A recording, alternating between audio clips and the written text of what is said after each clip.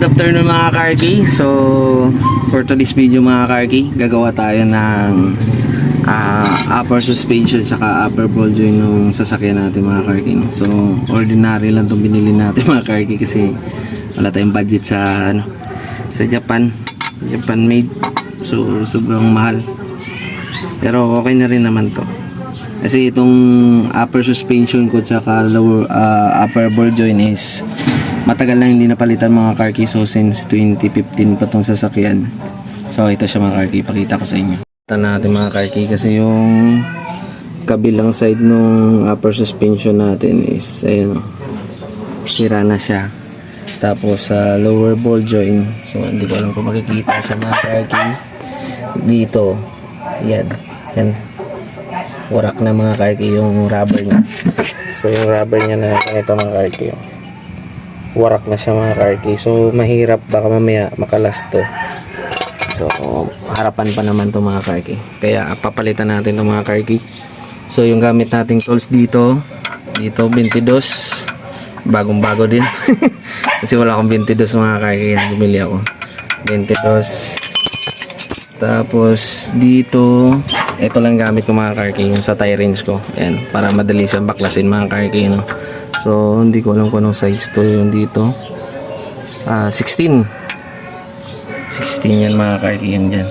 So tara mga Karki, baklasin na natin.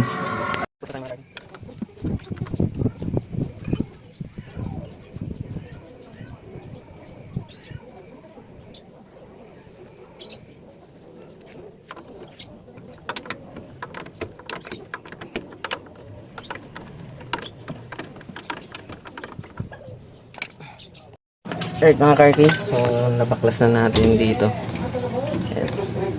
So ito naman yung sunod natin baklasin sa taas.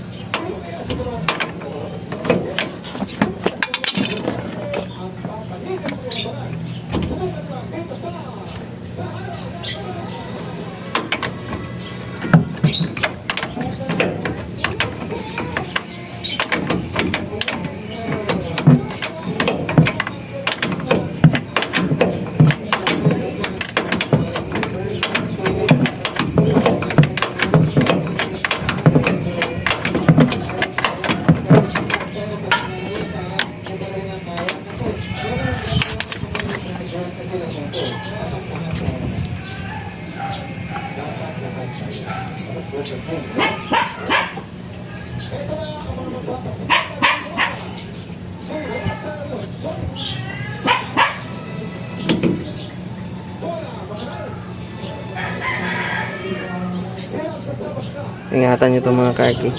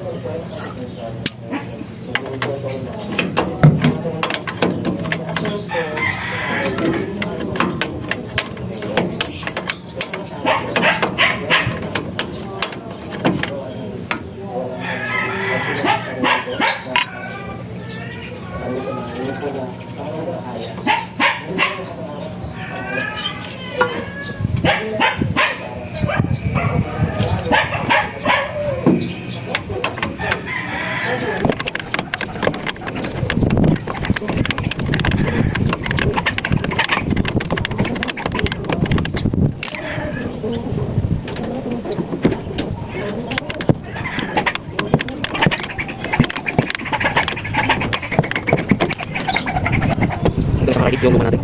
Masuk sa mga Karki. So dito natin ito kanya rubber. Alright mga Karki, so nalipat na natin yung upper rubber suspension niya mga Karki.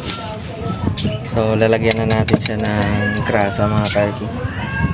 So mayroon akong grease yan dito. Kailangan natin lagyan ng grasa para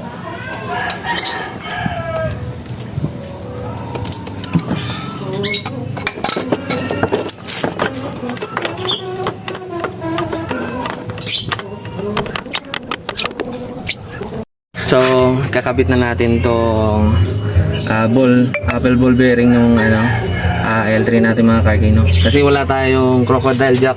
So ginawa natin mano-mano mga Karki. So unti-unting angat nitong jack Tapos patong ng patong para maangat natin ito mga karki.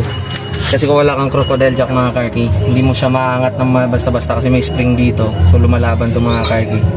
So kailangan diskarte lang mga karki. So ito, napapasok na natin mga karki. So ikakabit na natin yung bolt niya mga karki. Yan. Tapos na tayo.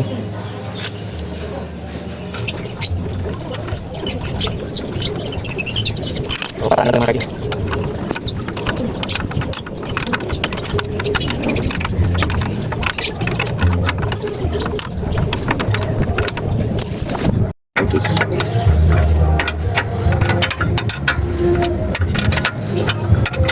So, konting tip lang to para sa mga may-ari ng sasakyan tulad ko, no? Para hindi na kayo gumastos sa maintenance ng sasakyan nyo.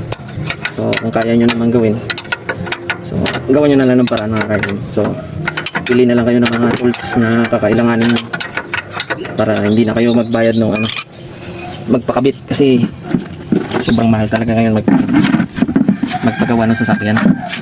Tapos, piyesa mo pa mga karki. So, kailangan madiskarte ka talaga mga karki pag meron kang sasakyan. Ayun karki. Bago na tong upper ball joint tsaka upper suspension natin mga karki. So, nalagyan ko na rin ng grasa yung mga karki. So, kapit ko na ito mga karki. So, after natin gawa nung upper arm assembly natin mga karki, pinaalign ko na rin yung gulong ko sa harap mga karki. Para maganda yung kain ng gulong natin mga karki kasi baka mamaya nagbago yung alignment ng gulong natin mga karki. So hanggang dito lang yung video natin. Thank you.